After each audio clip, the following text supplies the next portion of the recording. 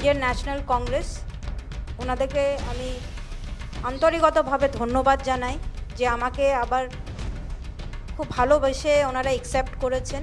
পুরনো দলেই আবার ফিরে গেলেন মৌসম বেনজির নূর। তৃণমূলের রাজ্যসভার সাংসদ পদ ছেড়ে কংগ্রেসের দিল্লির সদর কার্যালয়ে যোগদান করেন মালদহের বরকত গনি সাহেবের কোতোয়ালি ভবনের অন্যতম মুখ মৌসম। দলের প্রতি অভিমান, একরাশ ক্ষোভ এবং দলের সঙ্গে ক্রমশ দূরত্ব কমে আসায় তৃণমূল ছেড়েছেন মৌসম, এমনটাই জানিয়েছেন তিনি। মৌসমের রাজনৈতিক প্রবেশ 2008 সালে। তার মা রুবি নূর, যিনি তৎকালীন কংগ্রেস দলের বিধায়ক ছিলেন, তার মৃত্যুর পর মৌসম বেনজির নূর রাজনীতিতে প্রবেশ করে।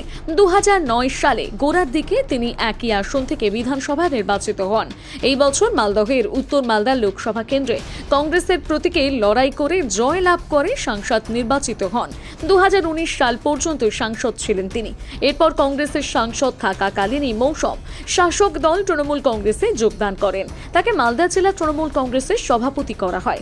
এই বছরের 2019 লোকসভা নির্বাচনে তৃণমূল তাকে উত্তর মালদার প্রার্থী করে, কিন্তু বিজেপি প্রার্থী খগেন মুর্মুর কাছে হেরে যায় মৌসম।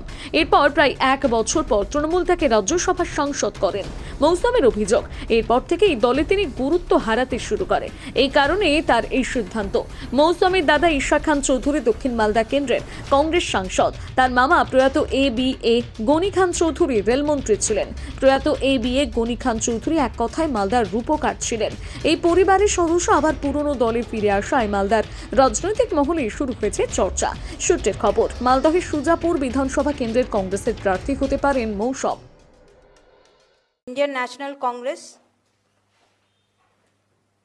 ওনাদেরকে আমি আন্তরিকতভাবে ধন্যবাদ জানাই যে আমাকে আবার খুব ভালোবেসে ওনারা অ্যাকসেপ্ট করেছেন।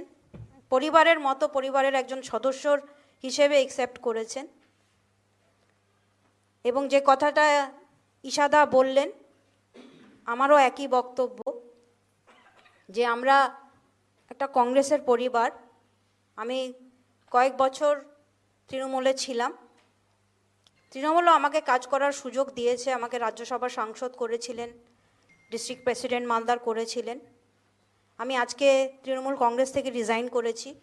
আমাদের নেত্রী মমতা বন্দ্যোপাধ্যায়, ওনাকে তৃণমূল কংগ্রেসের নেত্রী, ওনাকে আমি রেজিগনেশন লেটার অলরেডি পাঠিয়ে দিয়েছি এবং রাজ্যসভা থেকেও আমি রেজিগনেশন লেটার অলরেডি রেডি করে নিয়েছি। সোমবারে নিজে গিয়ে জমা দিয়ে দেব।